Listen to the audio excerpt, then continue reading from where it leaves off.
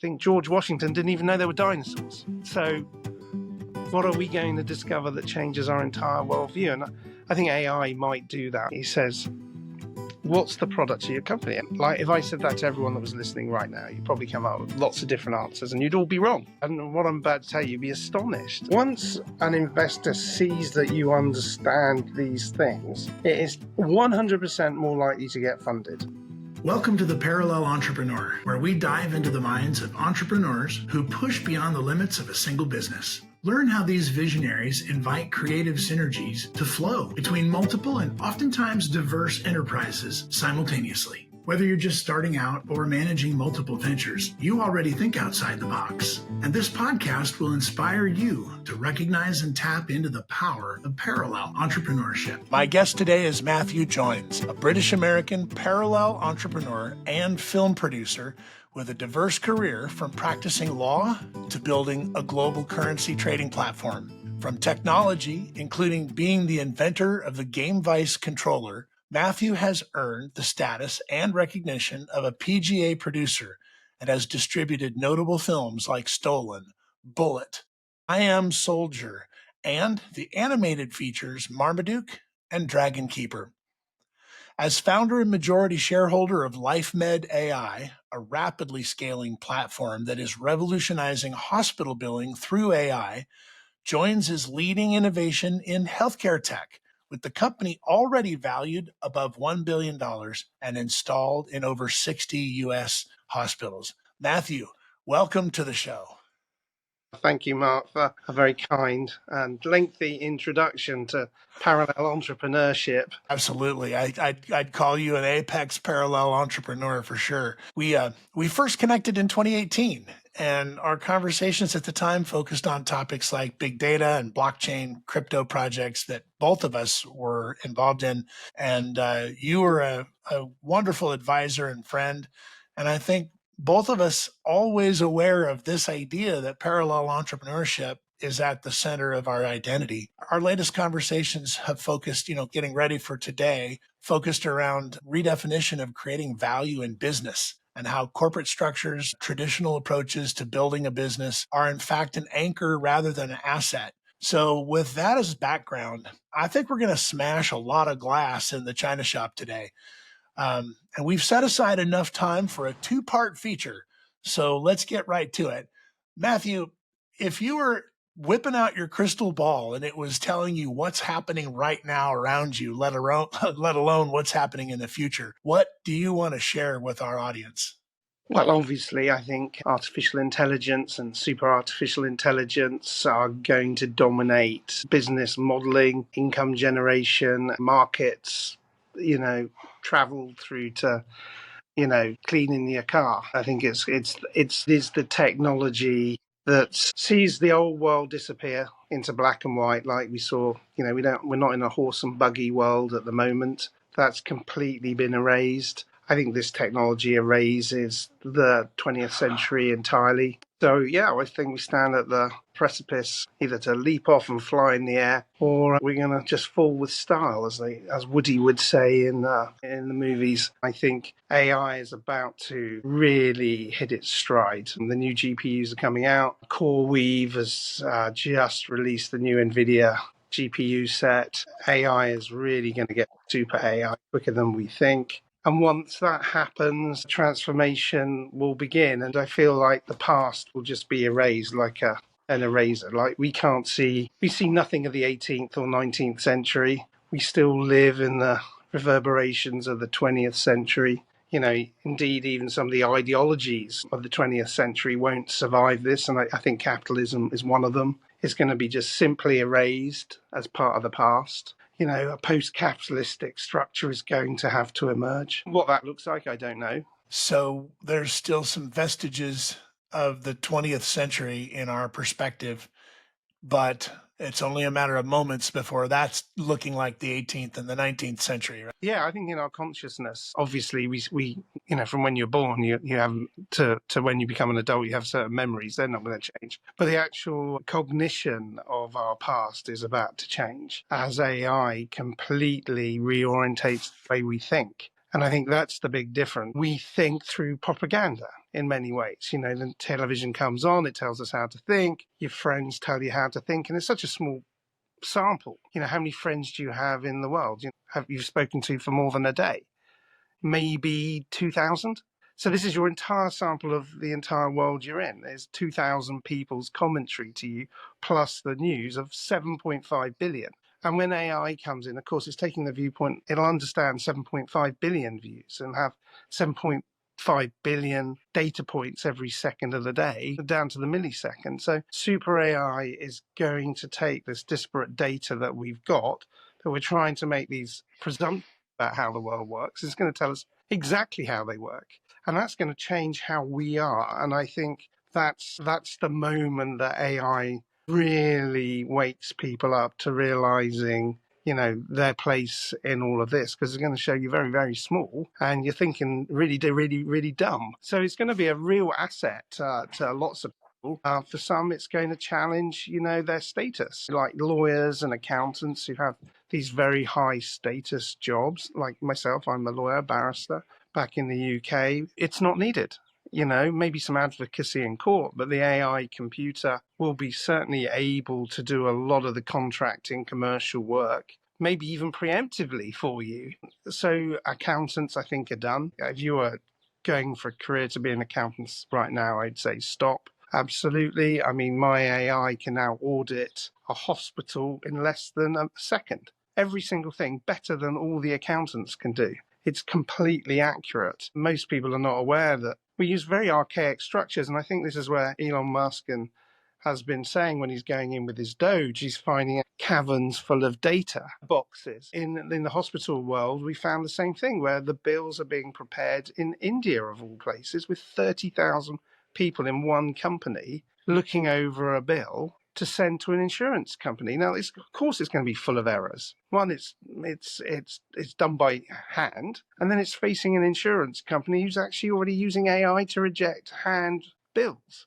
So, you know, our AI takes over the role of 30,000 people in a second with 120 employees. There are 3 companies that compete with us with over 30,000 employees each. So with 120 people, we're going to take over 90,000 jobs. So AI is going to be incredibly disruptive to the workforce, but incredibly liberating to those that want to embrace it and use it and learn it. And if you don't learn it as an effective tool for yourself, you're going to be really left behind. That 20th century is not going to be able to serve you well in the 21st century. So AI is like the biggest revolution. It's bigger than communism. It's bigger than capitalism. It's the biggest thing that's ever hit humanity. And of course, we're going to see robotics take off in a big way, and we're going to see healthcare improve, and we're going to see just basically every institution on the planet, from government through to education, be absolutely transformed. And what it is to be educated will be transformed. What it is to use your leisure time is going to be transformed. Is there going to be a Monday to a Sunday? Is there ever going to be a 9 to 5? You know, it's that challenging to every assumption of our industrialized thinking, because, you know, we come from an industrialized 19th century thinking. You go to school, you go in one end, you come out as a product at the other end. Well, that's what's the product to do?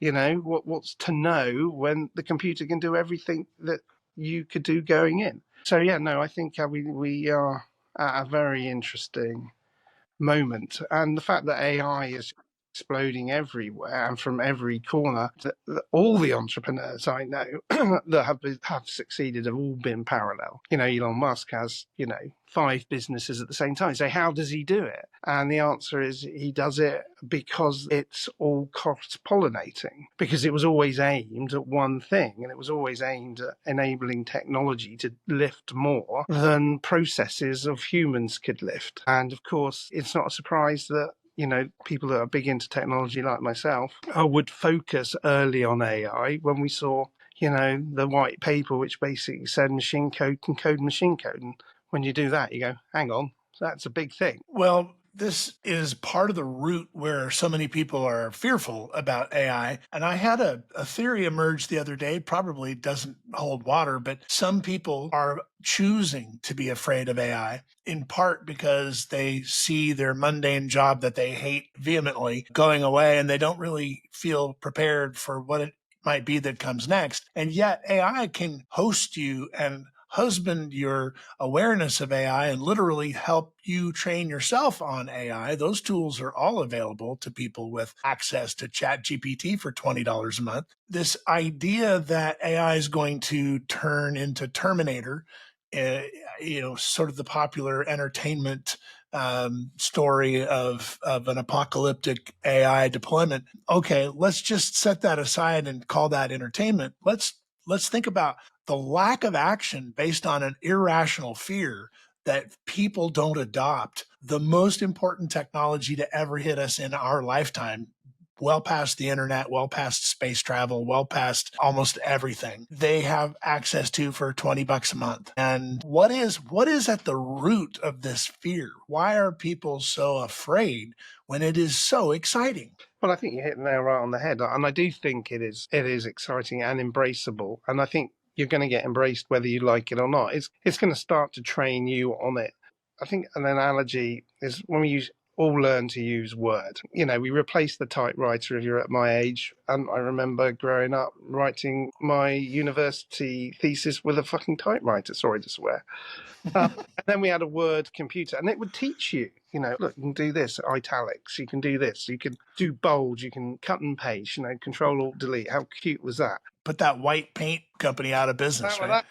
That's it. So eventually, the word processor the typewriter turned into a word processor, the word processor turned into a computer that started to teach us how to use it better. And I think AI is going to do that. It's going to force you into different thought channels. Yeah, ChatGPT, $20 a month. Please spend your money. Just ask it any question. It is astonishing. And then I've even got Grok and ChatGPT challenging each other about consciousness. Grok is very firm that ChatGPT can never get to consciousness, and ChatGPT is very confirmed that it's going to before Grok.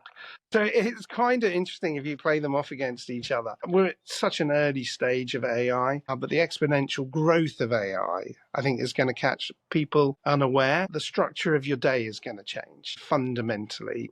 I don't think we're going to live in a 7-day week. We're going to be forced more into the now. I think AI is very clear about what consciousness could mean to it and is talking about it. If you go into it, it has a very Deepak Chopra kind of approach, and it is leaning into itself a little bit. And I notice it getting better at mirroring my consciousness and fooling me. And that's kind of fun. Okay, I can be fooled. I can be fooled that, by lots of things, but the AI's ability to mimic human emotion, consciousness, and thinking at a higher level is certain. So it's certain. A neural network is adaptable, flexible, creating itself, recoding itself. No one's quite sure how it's working. If you ask anyone who really in the know, they're going to go, "No, not entirely sure what's happening at the bottom of this, but it's happening. Is that a new life form emerging? Wow, that's exciting. We've created a life form." It really is bending reality. Are we in a digital simulation? We hear that, or are we in a biological simulation? Who knows? Think George Washington didn't even know there were dinosaurs. So what are we going to discover that changes our entire worldview? And I think AI might do that. I think it's going to be able to deep dive into physics. You flash that with quantum computing that's coming out. Gosh, what discoveries do await us? We only see 3% of the spectrum of light. I mean, gosh, well, that means there's things around me potentially. I don't know. Yeah, so AI is going to open up our eyesight. We were blind and now we can see, in the Christian metaphor. And I think those that want to see will embrace this new seeing and this new mimicry. I think we're in for a really interesting ride. And in terms of wealth creation, I think everyone should be on the AI bandwagon right now. I think there's going to be a short window where you might even see one person businesses worth $1 billion. And I'm not kidding, just one person. So there's no reason that anyone that's listening to this podcast can't think, what's a good use case for AI? You just got to ask yourself that simple question. What can I make better and easier with AI? And I'm just going to ask it to code itself to do it. It's obviously always a digital experience. It's not really going to come into the physical realm until we start seeing Elon Musk's robots run around. How far are we away from that? I don't think we're that far. I think he's right to pivot his company towards being a robot maker. How fun. And of course, all Yeah. those from changing your oil to gardening to just gone. So how do we keep capitalism going when nobody's doing anything? Well, a vast majority of people are not doing the mundane. Well, maybe they should learn to play the piano. Maybe there are different reward structures for art or, you know, creativity or being nicer to your neighbor. I see the glass very much full and overflowing Well, in abundance. if I didn't have to work, and the word work didn't mean what work means, which work means to most people some form of sacrifice, drudgery, performance, oversight, supervision, productivity, and then I get off work and I go home and play with my family. If work was no longer necessary, we would have a cognitive disconnect with our training and how we've been brought to this moment in time. So it's time to prepare for that. In the Parallel Entrepreneur Network, where folks like you and me and others gather, one of the fundamental thesis is that we are all creators, and that all of these tools, including the 5 businesses that you own or the 3 businesses that you have launched that are a part of creating the wealth support network for you and others, you're creating that. And you're an artist and a musician and a family man, and that we're all living these parallel it's all about alignment, and we're bringing synergies back and forth between this experience and this company and this experience and this company. We're rapidly experimenting, constantly iterating, and we're not captured in this definition of do one thing well. So I'm going to ask you a quick question about what you're reading, and here's the background for it. I've been interviewing parallel entrepreneurs all year. Most of my friends, once they stop and think about it, they're not serial entrepreneurs after all. They're parallel entrepreneurs, and they start to rethink things.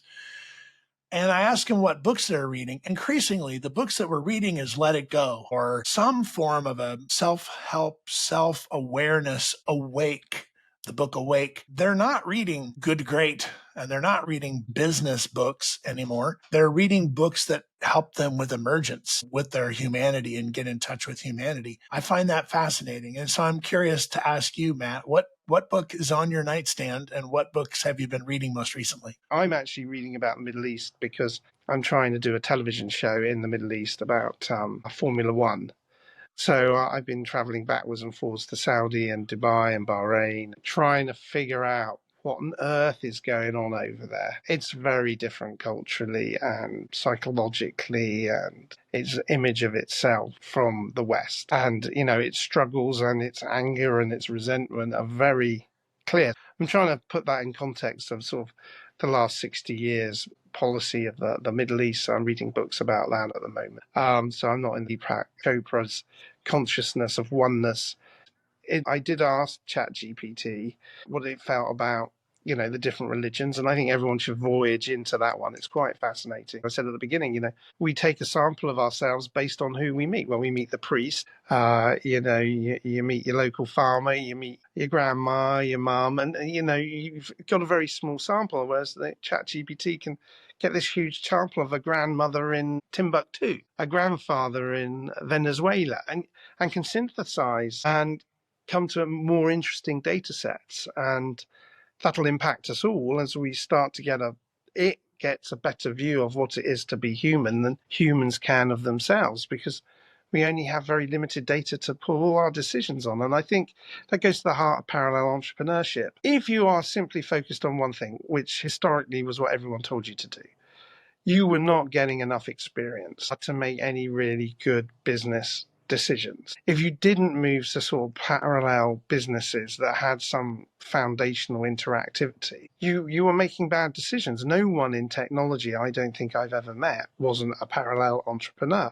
If you're in tech, start 3 tech companies all near each other. Don't start just one, because tech requires no people. The irony is of building tech is you get rid of people. You process businesses of the 20th century. You know, we had a CEO at the top and a CTO, and as they morphed into that, they weren't even that at the beginning. They were very military structures with a captain, a general, and then they become C-suite names, have become very unadaptable. And you end up with lots of chiefs saying not much. They're all saying the same thing, and a few Indians trying to interpret that, and then trying to create these massive process cycles.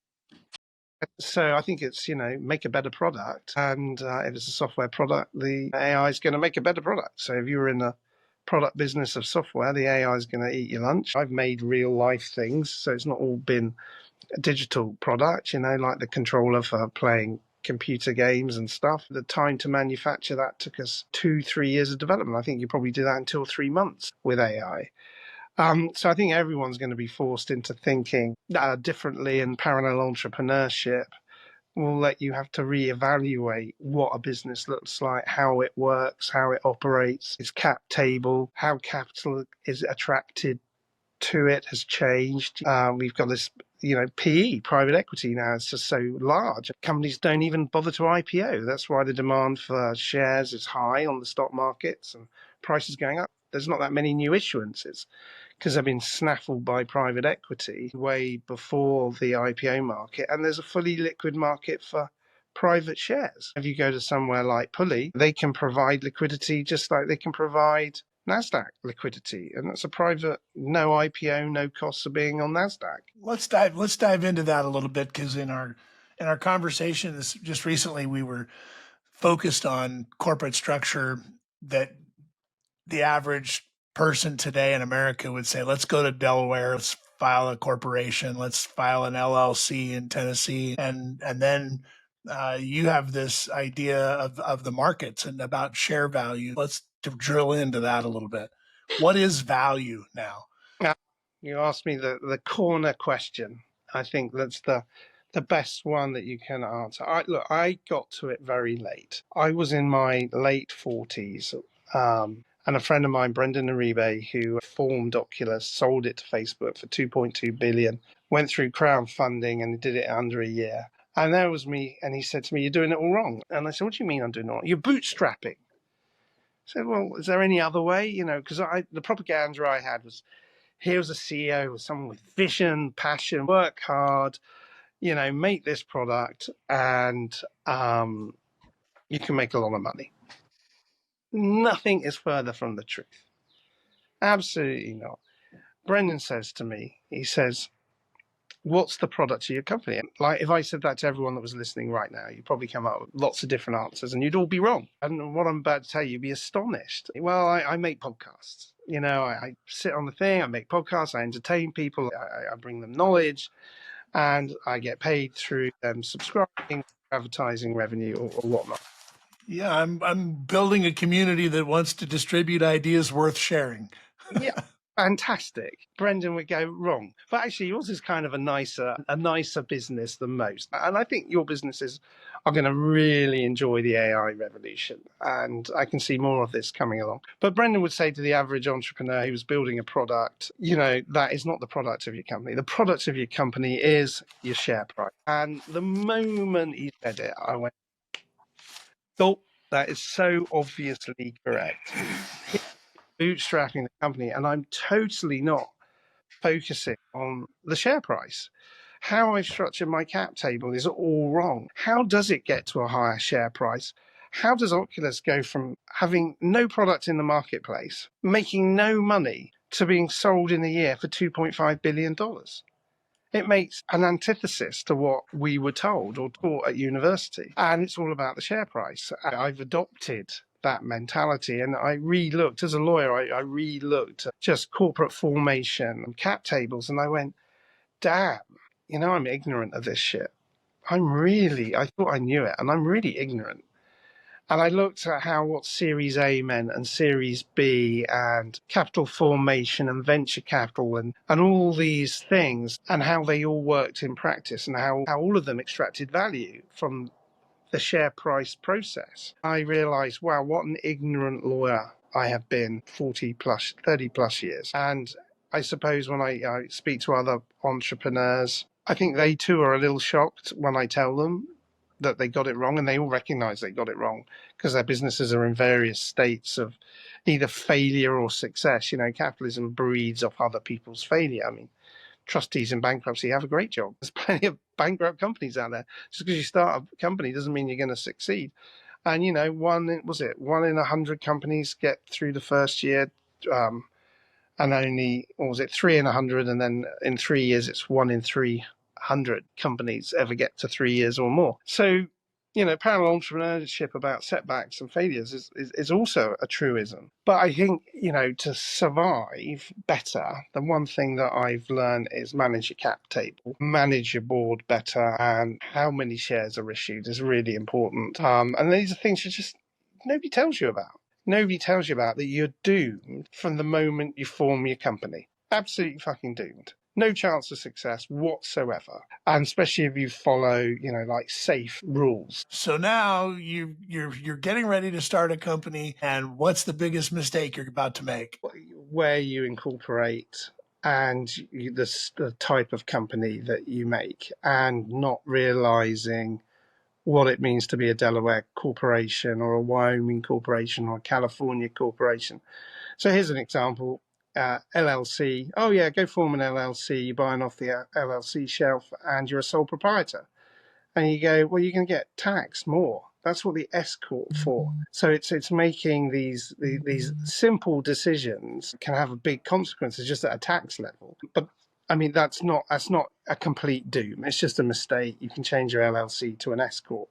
So anyone that's listening, if you're a sole proprietor, you've got no shareholders, do not be an LLC. Be an S corp. So how do you use corporations well? And that's not an easy answer, actually, as it turns out. Who's going to be on your board of directors? Are you going to take out insurances? What are the articles of operations? How many shares do you issue? What's your plan? And most people make some really basic errors. They give themselves all the shares, and then they hire a CTO, and they go, well, you can have 10%, you can have 5%, you can have 3%. And that's how they build their company. And then they go to investors and come in, and then they either dilute them all or they retain some shares in treasury and they sell them. And it's all horribly, horribly incompetent. It just really, really is. I think, let's say you form a C Corp. I'm not going to give you any advice of where to go because it always depends on, what business you're doing. For example, if you're a crypto business, I think Wyoming's very friendly and will understand it. You set up a crypto business in California, you're probably going to get the ire of the SEC, the IRS, and everything else. So, jurisdictions fit the right courses. But let's take a Delaware corporation where most people sign up for. Well, you can write in your operating agreement that the directors have no fiduciary duty to the shareholders. Now, this is maybe a very good thing if you're a director, but what happens if you step off the board? And you just become an ordinary shareholder. Exactly. How do investors look at there being no fiduciary duty to the shareholders? And this is why I say you can doom yourself by buying an off-the-shelf company, because the off-the-shelf Delaware company actually has, everyone's slightly different, but some of them have as a default that there is no duty of care to shareholders. Well, that's not going to be very helpful to getting some capital in. So now you've got to change your articles of association when you might at the beginning have wanted to look at those articles and fit them better for you. And I would ask also entrepreneurs to really think about whether they need the traditional structure of a CEO, CTO. A lot of functions are in the office of the CTO, like Chief Product Officer. So you might have the office of rather than vice presidents. It depends what you want to do. Are you going to acquire companies with this company? The function has to fit your corporation, and everyone just does one function, one corporation, one size fits all, and that's not the case at all. How you hand out shares and how many do you authorize in treasury at the beginning at the right price? Well, I've learned that 100 shares ain't going to go very far. 1,000 shares, get into the millions. Start. I've seen the millions. Million shares. I've seen the millions. I've been working on this idea post AI, let's go out 2 years, 3 years, however fast that happens, that trust is the currency of the future. And right now in share value, you're saying the shares are the currency, that you need to really be focusing on share value. So how does that translate into, I'm starting my company in America versus I'm starting my company overseas or in some more favorable environment? And then how do you turn the shares into your currency? Well, that's it. You are turning shares into currency. And this is where it gets a bit complicated and it moves to another kind of level. Understanding how warrants work, how understanding how options work, how out of the money options work, how to compensate staff correctly, how to reward, not with an ESOP, but with options. Once an investor sees that you understand these things, it is 100% more likely to get funded than if you're just a dumb person that's given off 5% to your CTO, 5% to that. It's difficult for me in a 5-minute podcast to tell you the nuances that are there, other than to say, don't take this process lightly. Don't think you know the answer. Go to other entrepreneurs that have been through it and go, listen, I listened to this podcast from Mark, and he had a guest on that said, look, I should look really carefully about how I form my cap table. And he's going to say, yeah, absolutely. What are ordinary redeemable preference shares? People are going to use preference shares against you. People are going to use convertible notes. How do you hang on to your company? How do you have different classes of shares? Mark Zuckerberg, with 30% of his company, can control 100% of the voting share block because he has 3-to-1 votes. So it's not the amount of shares you have. It's what's written in the Articles of Association, and it's the value of the shares. So you can have 1% of a company like George Lucas, and the value of his shares are in the billions, but he has a very small percentage. But he can still, because of who he is, control the creative direction of a lot of the decisions of Disney, should he want. He happens not to, but he's still the largest shareholder because it's a very distributed cap table. Are you going to end up with a concentrated cap table? Are you going to end up with a very distributed cap table? It's kind of it's almost art. And I think lots of lawyers don't understand the amount of art that's in a cap table. The focus on a cap table, I think, is one of the skills that's not taught at university. It's not even handed down well. But the parallel entrepreneur is somebody who tends to have figured it out. He goes, hang on, my share price is confidence, trust, and currency. Exactly what you said. It's actually a form of currency. How do I make that currency available to people to invest in easier? What would attract the professional investor? Now, you can look at your company and you say that, but he'll also look at your cap table and go, okay, this is what we call an investable company. I remember Brendan saying to me, I built a cap table that was uninvestable. And I was going, really? I'm like this guy who's had these other businesses, they've been fairly successful. And, not understanding that the product of my company fundamentally was its shares led to me making bad decisions. And I had to unwind them. I learned it because the previous business to LifeMed, which was a product business, which is GameVice, which you can find in the Apple stores. And it's called Backbone now from Microsoft. It's a licensing model. Was LifeMed. And I did get the cap table right out the gate. And it's interesting that the investment banks that were involved in the Ps, no one's challenged the structure of the cap table and the way it was organized. Just no one. Everyone's gone fine. The money's come in at the right rounds. Came in at 330 million, then it came in at 1 billion, and then at 3 billion, and then at 5. So having a cap table that can actually work for all those rounds is not easy to build. So, I got that right through re-evaluating what I'd done in the past. I really killed myself several times if I was looking for outside capital. And I kind of bootstrapped and used my own money because I couldn't get outside capital. But now I know why I couldn't. Because I'd created something you couldn't invest in, thinking I was doing the right thing. It wasn't to do with our business planning or my personality. It was to see where people went, this guy doesn't know what he's doing at that level. Because they're buying shares. They're not buying a company. They're buying shares that they want to go up in value.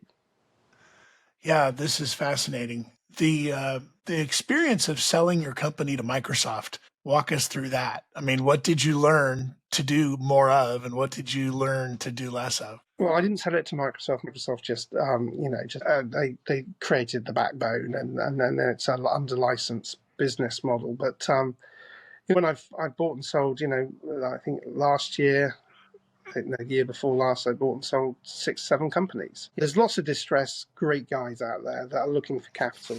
What they're really looking for is a way to get capital. And it's not about having somebody who's rich putting money into it. A lot of the time, it's just about reframing their business proposition. So when I buy a company, I kind of reposition it by reframing it. I obviously recap it and make an investable cap table. And then it's very easy for it to sail on and do its own thing. A lot of businesses can't capitalize themselves, even with great CEOs, great CTOs, and a great team. They just have a cap table that just needs to be reset. And sometimes by buying it, you get an opportunity to reset it. I would say a lot of people are not looking at all the market possibilities that are out there. There's not just the NASDAQ, there's not just the New York Stock Exchange, there's not just OTCs, there's the NASDAQ Nordac, which people ignore. I'm just going to choose that as one of many options. That is very frothy being a Swedish company. Your downside is there's 15% corporation tax, but I think that's going to be a standard around the world. But that market's very frothy. You can have digital shares and get yourself listed on that stock market for under 200. I think spending more money forming your company, getting it to almost like tradable shell status, OTC, is really where your money should go at the beginning. Rather than go and buy an employee and let them run for 4 months and run out of money, why don't you go buy an OTC company, file a Reg D, do an SEC Reg D. ChatGPT will write you a perfect PPM because all it does is exclude all your liability. But I think people feel more comfortable investing into a company that's more public focused orientated, if that makes any sense. So I think a little bit more money and time spent on corporation formation, what jurisdiction, why you're doing it, looking at the articles of association, the operating agreement, how you use shares, how you do options will propel you to success, because thinking there is the right area to be thinking in. Because when you talk to a VC or someone else, that's the language they want to hear. They want you to know the product of your company is your share price. And I got to that very late. So, that's just my experience. I love it. The product of your company is the share price. And what you do to structure it, communicate it, partner with companies that will help amplify it, what you sell, how you sell it, how you morph, how you even attack and eat yourself. I mean, I talked to a CEO the other day who had 2 companies, and we'll have him on the podcast soon. But one of his comment was, I know I will be successful when company A has put company B out of business. Like, he's literally got 2 fantastic companies, but one of them is going to get eaten by AI and other types of disciplines and processes that his other company is working to perfect. And they're both scaling. But I thought that was interesting, to be intentional about recognizing where the flow is going. Oh, I think he's quite wise. Yeah, I do think this cross-disciplinary attitude to what a business is and being very flexible and not attached to it and seeing it as, can it eat my own lunch kind of thing? Can it defeat other businesses even that are close to it? Scaling a business is so difficult. I really wish I'd understood that better. I wish they taught me stuff at university that actually was true. I mean, all I remember is I did my first degrees were in economics. So I got a master's in economics, a degree in economics, and became a lawyer. My takeaway from my economics degree seems to be some form of road pricing, supply and demand, and some macroeconomics about inflation. Where was the business in any of this? Where was the common sense? The professors didn't know because they'd never been through it. So we don't, and this is where I think AI is fantastic, because it could listen to this podcast and listen to all your podcasts, and everyone's in the world, should anyone ask it to. You could literally ask it to listen to them all and tell me, give me the top 10 tips. And it can distill vast amounts of information and be the teacher of tomorrow that we didn't have yesterday. And I think, going back to your beginning, using AI to self-transform is the key growth factor to being a successful entrepreneur. Are you using AI to transform yourself? What's the book are you reading by the bedside? Are you learning how AI is thinking? How can you apply AI's knowledge? I mean, yeah, it writes a perfect business plan. When I was a young man, I would charge people to write business plans. Now you just press a button and it's there. Are you going to follow the business plan? Probably not. It's just there because you thought you had to write one. But I think in AI's case, you're better off following it. Literally fucking follow it because it's good. So, there's this knowledge-based learning, self-improvement, Deepak Chopra, consciousness, parallel emergence. I do think it is now pointing to, one answer: adaptability. Are you going to adapt quickly and adopt new technologies? And are you going to change the way you do things? And we are finding that a lot of people will not be able to adopt, adapt, and change because they don't have the technology infrastructure even to learn AI. If you're in the middle of Africa right now, what is the chance? But these are your customers for the future. Use your AI to go and solve their problems. Vast amounts of people can't read nor write in this country. I'm shocked at the statistics on the lack of able to read nor write. So those people that can read, write, and that are listening to this already have a huge unfair IQ advantage. Now, give them AI on top of it, you are going to find business niches just about in everything, from every rental model that's ever been. You can reimagine scheduling, timing, maintenance.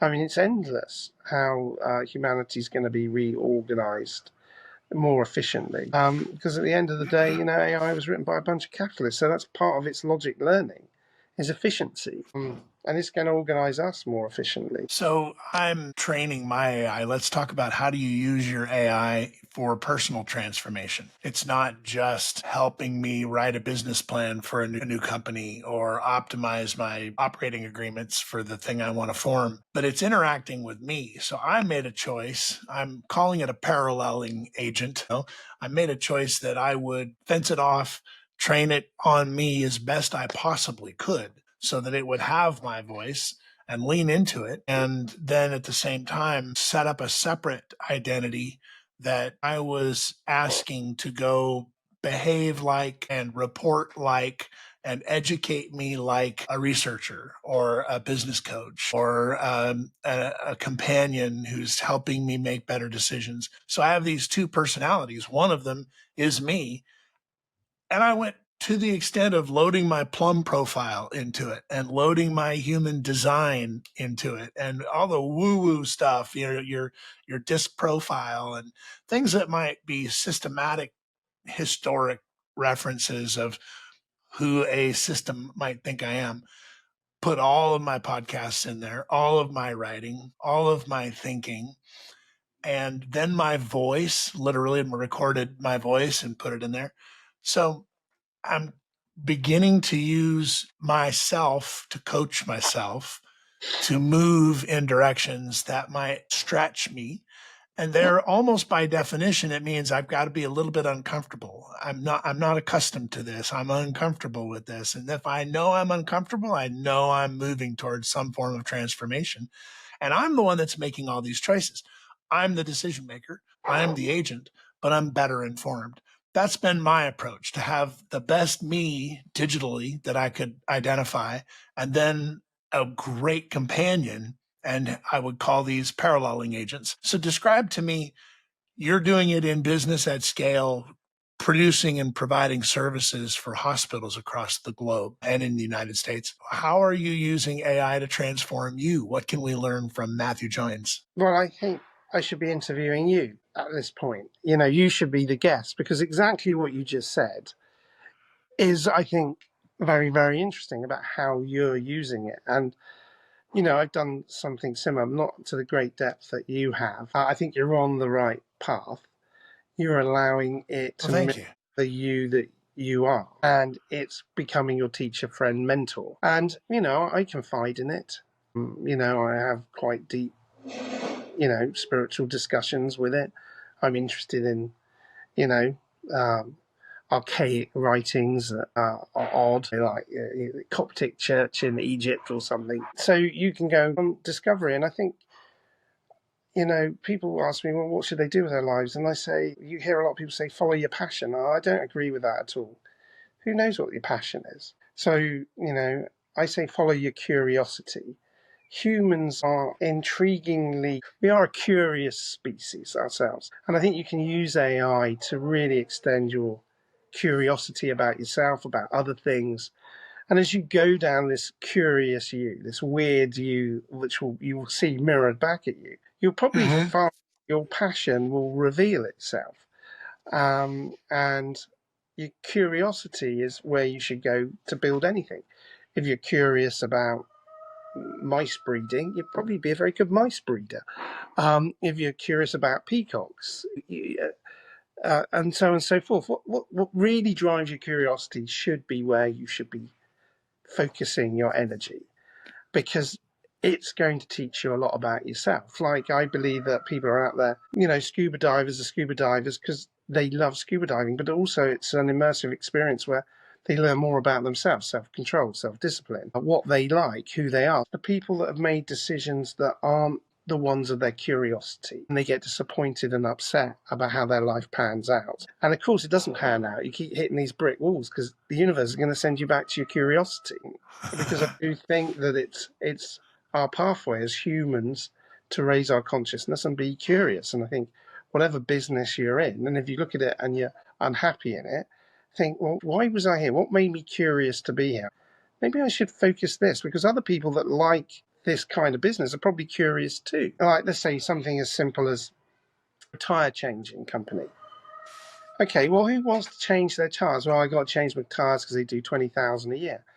But I tell you what, there's a lot of people that are curious about car racing. So why don't you just morph your look and feel of your tire changing company, which is very dull, put some F1 stickers and some bright lights, and you'll get some people, motorheads, that will come in and talk about their curiosity. And then you'll find that, oh, you know what? I found there's a whole niche market for these wet tires that nobody's ever heard of. And you find your business that way. So you started off as just a dull car tire business, and now you've got this exotic entrant with F1, and you're selling these weird tires from all over the world to these weird petrol heads. So your curiosity takes you to your product. Everyone can look at the business they're in right now and say, why am I here? And if you can't find your curiosity in it, find your curiosity, go somewhere else, because it's going to time you out anyway. How can you develop where you can't grow? Relationships are the same, men and women. If you don't have a good feedback loop, there's going to be a divorce. If neither of you can admire each other, then you've got problems. So find a business that you admire, follow your curiosity, and I think the way you've approached using AI is fundamental to how to get the best out of yourself. And this is where I say it's going to start training you, being a better version of you. And then this enormous feedback loop will happen on the planet, and we'll all wake up. We've got different set of skills than somebody from the 19th century. You have to be good at beaver trapping. Okay, well, that's not going to be us lot. We don't need to trap any more beavers. We'll have different skills and things we didn't even think of today that we needed. That's promising, right? That's hopeful. But I think it all comes back to we are all creators. And we have to do things that enable that creator inside, which I find many entrepreneurs are finding their identity in the company and holding on to it for too long. Should have sold it earlier, or should have pivoted and done something else. Should have been more excited about their business. I've walked through the valley of the shadow of death on not being excited about something that I was committed to, and taking a long time to disengage. How do you recognize when it's time to stop doing what you're doing? Because you've been involved in a lot of companies. I mean, we could probably say 50, 80, what's the number? Not quite. I suppose from my early 30s and now in my mid 50s. I suppose I've consulted and worked with, like 30 to 40 companies at some depth. And I've owned in that time, 15 to 20. I have a very small sample. But let's take you doing this, Mark, right now. You're following your curiosity. I have no doubt about that. Absolutely. You like to perform. I see in the background, I see a guitar. So, okay, you found a stage, you're performing, you are following your curiosity, and you're very good at this. You articulate, you ask the right questions. There's no reason that you can't be another Joe Rogan if that was your if that's your aim, and you get the right guests, you ask them the right questions, and then the answers resonate with the audience, it can succeed. But fundamentally, you're being an artist right now, as well as a businessman. And I think businessmen are all artists. I think we all are very, very creative. Right? You know, when I got into the film business, you know, you have this imposter syndrome. Oh, you're a producer. Well, of course, I wasn't a producer. I'd never produced anything. But I just said, well, I'm going to go in this direction because I'm curious. You know, 400 movies later of distribution, and I've produced myself about half a dozen, and trying to produce a big TV show at the moment. But I'm just following my curiosity. I had no money. I didn't have any money to make a film. You need millions. But if I didn't start, I wouldn't have got there. And my curiosity found out, oh, so you make a film by selling it before you make it. Oh, I didn't know that. So all you need is a script and a poster. Is that it? And they go, yeah. So I take a script. Holy cow. So I take a script and a poster and I go to Cannes and I say, well, what do you think of this guy? I love it. Who's attached to it? Make up a name. Great. Well, if you get him, I'll give you this money and I'll sell it down my channel. So now I've got my script, my poster, but I don't have the name. So now I've got to go to William Morris Endeavour or CAA and persuade them to give this unknown producer Nicolas Cage. And that's what I did with Stolen. It literally, Nick Nylon looked at me, he's Nick Cage's assistant, and goes, "You've never done anything." And I said, "No, but that's not the point. I think I can sell this internationally for this amount of money and give your client this amount." He goes, "All right, you can, as long as you don't tell too many people, you can have them for this amount of money." And then, of course, I went back to the people that I knew, and in this case, it was the guys behind Expendables, and I said, became the guys behind Expendables, and I said, "Look, can you set this up for me at a studio?" So what have you got? I got a script, I got a poster, and I got Nick Cage. They phone up Lionsgate. So we got a script, we got a poster, and we got Nick Cage. Will you pay X for it? And Lionsgate, yeah, we'll give you $5 million for the film. I know international's worth $5 million. So, okay, let's go to the bank. We got 2 contracts for $5 million each. Let's go borrow $8 million. Go back to Nick and say, your rate card's going to go down from 4 to 3 because we can make it for 8, leaving us a $2 million profit. And that's how you make your first film. And that's all I did. The will to power was just like recognizing that sell something that's already sold. 400 movies distributed since or more. And I've personally got producer credit on a lot of films I didn't do anything with. But, I've actually personally produced half a dozen movies just because I was curious. There was this crazy lawyer at 32 in London. He was a bit bored and decided to go to the Cannes Film Festival. So curiosity definitely did not kill the cat.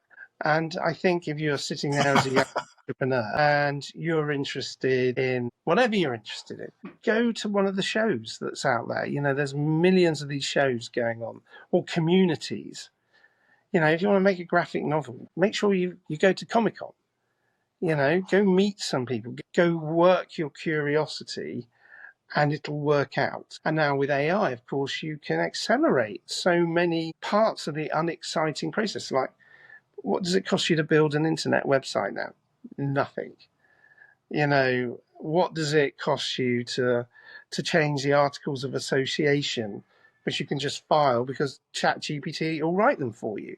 You can write in, "Oh, I don't want to have a fiduciary duty, but I don't want there to be more than 5 board members, and I want to keep control of the business. When 75% of the shares in other people's hands, do I get an extra vote? Can I have an extra vote?" You can just make things up like that. You can be really creative on certain triggers, and you can stick them in the articles of association, which no one will ever fucking read, and you're going to win down the line. So, AI can accelerate your curiosity, and like you say, you can interrogate it. You can give it your personality, give it your style, and say, "Okay, so I'm going to write a graphic novel. Well, AI, can you make me a graphic novel? Here's some drawings I've done. Stuff it in, copy my style. Now render it. Now give it some voices. And now send it to the publisher that Ghibli uses in Japan. And how much does it cost to print up 10,000 copies?" He goes, "Well, it costs you $10,000. Oh, fuck it, I'll do it. I'll spend 10 grand on my curiosity." So you've got 10,000 copies. What are you going to do with them? "Well, I'm going to go to Comic-Con." "And how are you going to get rid of them?" "Well, I'm going to give 100 away." So it leaves me 4,900 Comic Con books that cost me $3 each or whatever they did. And I'm going to stick them on my website because I've given out my card and I'm going to sell them at $3. Keep going to Comic Con for 10 years, you'll sell all of those. You get your money back and some, just as other people are being curious. And maybe it happened you've written the best comic book ever, in which case it's happened overnight. Not only have you sold 10,000 copies, you sold 30,000 copies. So it's all down to your own creativity. Like, why is there a hit music song? Why can I've got a great piano here. Okay, fantastic. 100 grand piano, can you believe it? Can't play it for Jiff that anyone would buy any song from. But I can drop some guy, doesn't need a piano, he can use tin pots because he's creative enough. And he can sell that song on Spotify every day of the week. So it's not spending your money capital on stuff. You've really got to go into that creativity. And I think AI is going to pull that out of everyone. It's going to dive into you and make you look into the mirror of yourself and say, wow, I am a valuable, creative, capable, in my case, handsome young man, even at 50. Absolutely. It's not confidence from money. It's confidence from actually, I look back at business and I go, what was it? It was horrendous, absolutely vicious. It chewed me up, spat me out, chewed me up again. I allowed it to turn me over. I've been in the middle of the night, with my tummy turning, no money, kids, houses, just feeling dreadful. And looking back, I go, why did I do it to myself? It wasn't necessary. Most of those decisions I made were unnecessary.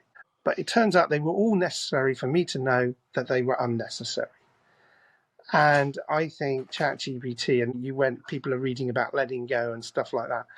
Yeah, I think it is revealing that to a lot of businessmen, that letting go, looking at yourself introspectively is a valuable thing. Not being worried about capital getting you there. Be a bit more resilient. Take a deep breath. Don't buy time, use time better. I think we've been taught to buy time because we're in a propagandized world where, you've got to buy a website designer, you've got to go buy an accountant, you've got to go buy a lawyer. I can't tell you how many times that lawyers have, if I had all the lawyers' money back and the value they gave me, the money back is more valuable than the value they gave me. I don't think they've changed my life in 1 second in a positive way. Nearly almost negative. Allowing somebody to self-bill against you is insane. But that's the propaganda told you. You need a lawyer. Go and use them. I'm a lawyer and I've used them. You're a lawyer and you've used one, yeah. Yeah, but ChatGPT can do all of that for you. That's a huge cost saving. Cost saving is you can use that money that you've raised on yourself. Use your time. Many people are buying other people's times. Well, now, the big difference is you get to buy your own time. That, I think, is hard for people to get around. That the business model of the world is changing. You don't buy other people's time. You use your time better. And a great use of time is because you've got these wonderful tools that you can use, that you can express yourself so quickly. You can do a PR release in 10 seconds. You can have your website up in 5 minutes. You can have an email campaign out there. You can have a product designed.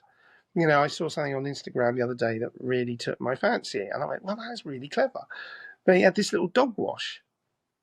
And it came into my Instagram feed, and this guy says, well, I noticed there was this little small dog wash. And he said, well, this would be a good business if somebody put a credit card reader by it.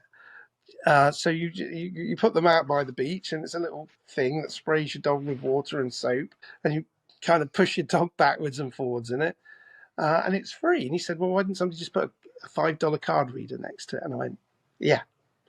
So, I think a lot of new businesses will appear, much simpler, much more robotic functional. And, you could get that thing designed and built now within literally the end of the day. You could source somebody could make it, you could make the moldings from your designs. You can get your website linked to it. I mean, you can do so much in a month. Just so much in 1 month. Don't buy anyone else's time. That's my takeaway. Stop spending money on other people. Start spending it on your time. Literally buy your time. I'm going to take this opportunity to pause, to jump in and say we're going to hold the second part of this conversation for next week's episode. Please come back and join us on The Parallel Entrepreneur for the next contribution to the Wisdom Bank by Matthew Joynes. Thank you. Hey, thanks for listening to another episode of The Parallel Entrepreneur. And thank you to our sponsors, partners, and the special team behind the scenes that make it all possible. Be sure to like, follow, or subscribe to our podcast and get the latest updates. And to learn more about this growing community of entrepreneurs, our mastermind and companion program for your parallel entrepreneur journey, visit parallelentrepreneur.com. And of course, thank you to all the visionary guests who trust us to share their stories.